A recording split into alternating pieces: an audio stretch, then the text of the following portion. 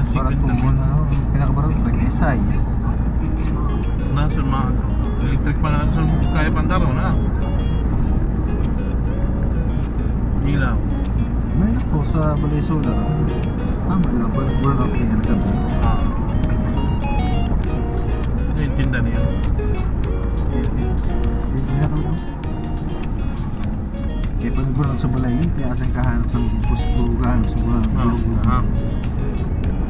Ito remote lang. Remote mo na.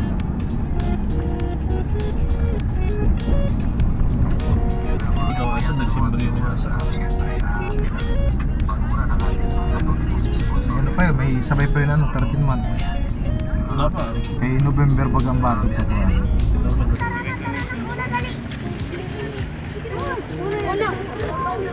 Okay, dito na kami sa Marinam, guys. Ayan. Dito kami kasi magpapublishing dito si Kuya Regan na pabawas ka ng mga sponsor. Cinta! Hala. Nabilin?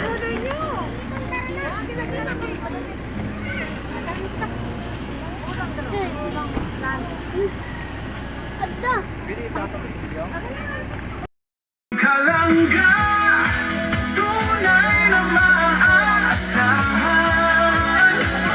Sa pagtulong sa kapwa, dapat na tularan. Ingasyon, karapat dapat suportahan.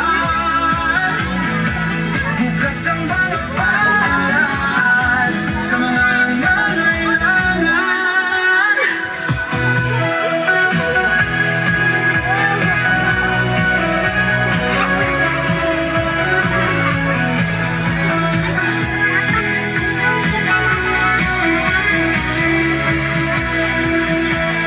Kasamang maaasahan sina Angelina, Jan Lindon, official Liza Barona, official at Maui Black, pamilya Matuban. Ayan, para sa ano po, opening remarks. So, ayan po, Sir Jimmy. Ayan po, papunta po at tinatawagan ka po. Ayan. Salamat kay Sir Jimmy sa pagdalo at pagpaunlak dito sa invitation po natin. Nagagawa niya malaking pagsabog sa isang bansa para ubusin lahat ng isang bansa. Sa yapo tabing yan ng mga taga-umalat o sityo Purok City, Sabay tayo maglilinis. sa mga yaman po tabi, mga bisita, lalo na po ang vlogger na si Kuya Regan. Nagpapasalamat kita na siya sa iyong man na may ginhatagan hindi sa ato sa sityo Umalas. Kaya nga niyakitan yan. Pasalamatan taghapon siya na base kung sa sunod may umpamanhin mahatagan siya sa ato dito na parehas man siya rin na sa iyong man nangangaipuhan simbalay. Kaya nga ni naimod ka na, yan na. Kaya nga ni sana ato man sila suportahan gapon kaya ng mga grupo sinila vlogger. Kaya napadagang pasalamat may Kuya Regan. Team Rochelle pala ini na grupo.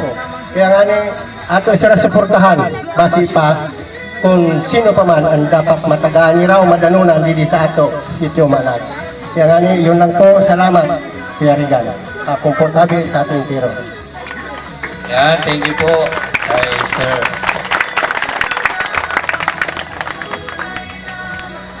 Ayan, para sa opening prayer, syempre. No, si Ma'am Bibi. Ayan.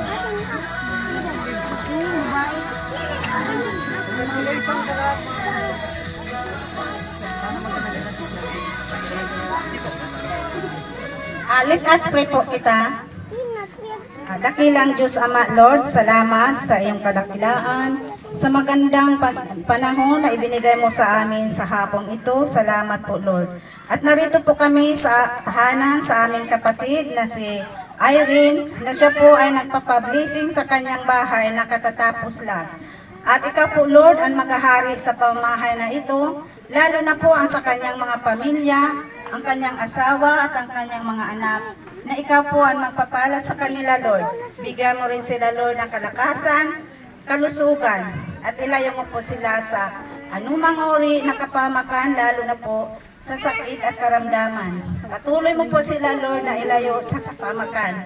Lalo na po, Lord, ang mga bisita na narito ngayon sa amin, lalo na po itong mga bisita na mga vlog na narito po sa amin ngayon, na nakarating po sila sa aming barangay, na ligtas po sila at walang anumang kapahamakan. At salamat din po, Lord, na sila po ay mayroon natulungan dito sa aming barangay na isa po na chance na tulong sa kay Irene na siya po ay nakapabahay. Lord, salamat po, Lord, sa mga nagtulong sa kanila, lalo na po ang mga tao na ito na mga vlogger na sila po ang tumutulong sa kay Irene. Lalo na po, Lord, ang bigas na ito at ang mga papidings. Nasalamat po, Lord, sa mga biyaya na ipinagkaloob mo sa amin. At salamat sa mga kamay na nagsipagluto sa mga pagkain na ito, na ikaw po, Lord, ang magpapala sa kanila. Lalo na po ang mga bata na narito ngayon, bigyan mo rin sila, Lord, ng kalakasan at kalusugan. Ganon din po, Lord, sa pag-uwi sa aming mga bisita, na lalo na po ang mga vlogger na ito, na sila po ay uuwi sa kanilang tahanan, na makaabot po sila, Lord, sa kanilang bawat tahanan, na ligtas po sila, Lord, at walang anumang hadlang. Ito po ay binabalik namin sa iyo na may papupurit pa sa salamat. In Jesus' name, Amen. Lahat. At syempre, maraming salamat sa mainit na pagtanggap niyo po sa amin dito sa inyong barangay. Actually, ano ba? So, sabi nga, noong araw na yon, kami ni Kuya Regan nag-scout. Ibig sabihin po mga karosyel, no? Sa mga lahat na nandito. Sa lahat ng kabarangay natin rin. Scouting, yung naghahanap kami ng matutulungan. So sabi nga, syempre, ang Panginoon na mismo, no? Siguro nagturo para makilala ko si Ate Irene. So ang sitwasyon po nila, hatulurang kawawa po. Kasi actually, noong time na yon medyo maulan. Tapos yun, nakita ko sila, sobrang naawa ko kasi deserve naman po talaga nilang matulungan. Hindi lang lingid sa kalaban ng karamihan. So yun, nakilala ko si Ate Irene hanggang sa i-vlog ko po. And then hanggang sa napag-usapan namin ni Kuya Regan, naplaplanuhan na yun nga, may vlog din ni Kuya Regan. At yun na nga po, no, in short, si Ate Irene ay na-vlog po namin ni Kuya Regan hanggang ngayon. Patuloy, no? Simula nung unang araw hanggang lumipas ang mga araw at buwan, at nakilala namin ang pamilya ni Ate Irene. Hanggang ngayon, nandito na po tayo. No, ay shortcut ko lang. So, andito na tayo. Ito. So, syempre, Ate Irene, akin lang ang masasabi ko lang. Ngayon, magkakabahay ka na. Ano pa, kung ano pang pwede mo magawang maging may paganda pa to. At syempre, ano po, ayun. Sa Ate Irene, tuloy lang sa buhay, sa hamon ng buhay. Alam kong makakaraos din kayo. Sabi nga, ang pagsubok habang tayo nabubuhay nandiyan na yan. So kailangan lang natin panghawakan yan at syempre pagplanuhan para yung pagsubok na yan, malampasan natin. Tuloy-tuloy lang sa hamon ng buhay. At syempre salamat sa lahat na nandito, sa mga kasama ko mga vlogger, no? At sa lahat nag-participate, mga badi, maraming salamat. At syempre sa partner ko, sinamahan din ako dito, support din. So salamat sa inyong lahat, sa lahat na nandito. Syempre, nagpapasalamat din ako sa Team Rochelle, no? Kasi kung di din po sa Team Rochelle, wala kami dito. At syempre, sa lalong-lalo na especially sa Maglangga. So, nandito kami para palawakin yung, syempre yung paglingap nga, yung pagtulong sa ating kapwa sa pamamagitan nito, sa simpleng pagtulong. At syempre, salamat sa mga... Ayan, salamat kay Alpi TV. Support natin yung mga charity works po niya. So yan nga po, yung kwento ni Alpi. No, ang simula nito, pumunta kami sa lugar na to nung time na hindi kami nakasama ng Davao. Kasi ang naisip namin, sabi ko sa kay Alpi, ako na lang i-try ko, baka matulungan ko si Ate Irene. Hanggang sa ito na nga nangyari, nagkaroon ng pabahay kay Ate Irene. At nailagay natin sila sa mabuting kalagayan, nagkaroon ng tunay na bahay, masasabing kanila magandang, mahimbing pagtutulog po dahil sa hindi na sila tinutuluan, hindi na sila inuulanan. Kaya yan po yung kwento po. So ngayon po, nandito tayo para nandito tayo para ating pabahay. Ayun, naghalat na. Asan na yung mga anak ni Ate Erin at saka yung mister niya? Ayan, ito po, para may pakilala ko po sa inyo. Siyempre, ito si Tikboy, Uno pala, kala ko Tikboy. Ayan, si Unong Madaldal, ayan si Uno. At meron siyang maliit, si Mateo. And sino nga ito? Si Julian. Ayan, si Julian. At syempre, hindi mabubuo kung wala yung tatay. Oo, walang magiging Uno, Mateo, Julian kung wala yung tatay. So, baba kayo dito para makita. Kasi puro bubong yung nakikita eh. Ayan. Kuya, dito po. So, ito po yung pamilya na nabahagian natin, nabigyan natin ng saya, tuwa. Ito po yun. So, maraming salamat syempre. At ito na yung pagkakataon para magpasalamat kayo. Unang-una sa Rochelle Community, sa Team Rochelle, siyempre kung hindi nabuo yung community na to, no, wala rin tayo. At siyempre, sa pinagmula namin sa Team Kalingap, dahil sa Team Kalingap, natuto tayo mag-charity at nabuo yung team, yung love team, yung Rachel and Ruel, yung Rochelle, at hanggang ngayon ay yun, lumalawak na ang ating pagtulong dito sa ating sa Sorsogon. Ayan, pasalamat ka po. Nagpapasalamat po ako kay Kuya Regan sa binubuo nila pong pag-charity po dito sa Quezon po, dito sa aming pamilya po, lalo na po sa akin. At nagpapasalamat din po ako sa Team Kalinga po, dun sa kala Kuya Rab po, tapos sa Team Rochelle, maraming salamat po. Sa anonymous sponsor po, maraming salamat po sa malaking tulong na ibinigay niyo po sa akin.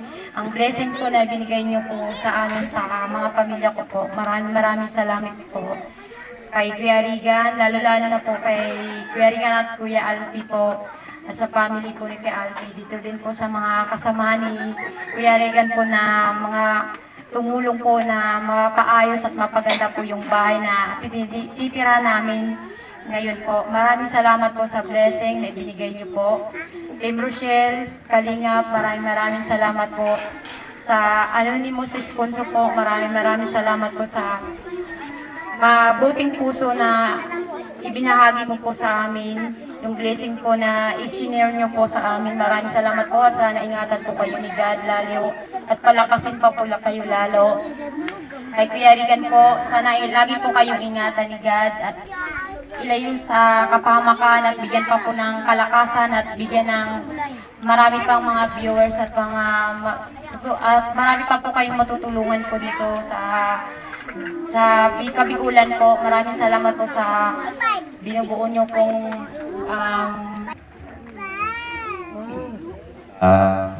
una-una sa lahat, magandang hapon sa lahat, sa mga tao dito, sa mga dumalo. Ako po yung partner ni Irene. Pasalamat po ako sa siguro nasabi na lahat ni partner ko yung yung sasabihin ko sa lahat eh. Papasalamat pa rin ako ulit, lalo na kay God. Ayan, syempre, meron tayong certificate, no? Para dito sa ating pabahay kay Ate Irene. Ayan, Team Rochelle Housing Project. Ayan, syempre, Kuya Regan Vlog. Dahil hindi po ito magagawa kung hindi po kay Kuya Regan Vlog at syempre sa anonymous sponsor. Ayan, certificate award. Ayan. Ito po ay pangatlong pabahay ko na. And unang pabahay ko po sa Rochelle Community. Ayan. So, di ba? Masaya, masarap at di ba sa mga kapitbahay natin diyan, di ba? Masaya na may natutulungan na kapwa nyo. Kapitbahay, kaibigan, kapamilya na dating walang bahay, ngayon nagkaroon na sila ng bahay. So ito po yung yung certificate para sa pabahay natin at ito yung rules or kontrata.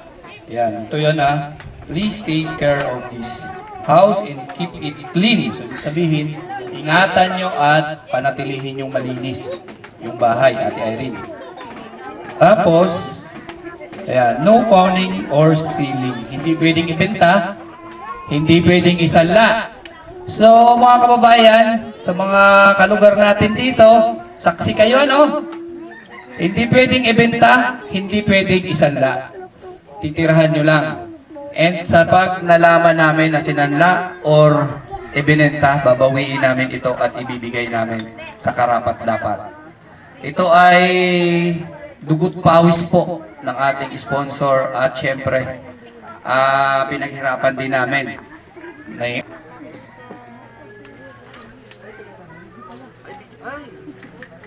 Bilis na nga ngayon.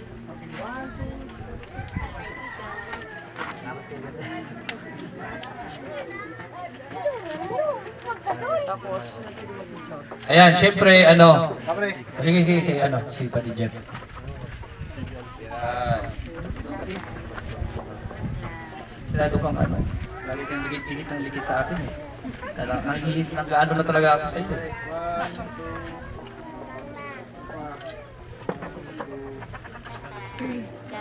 Ayan.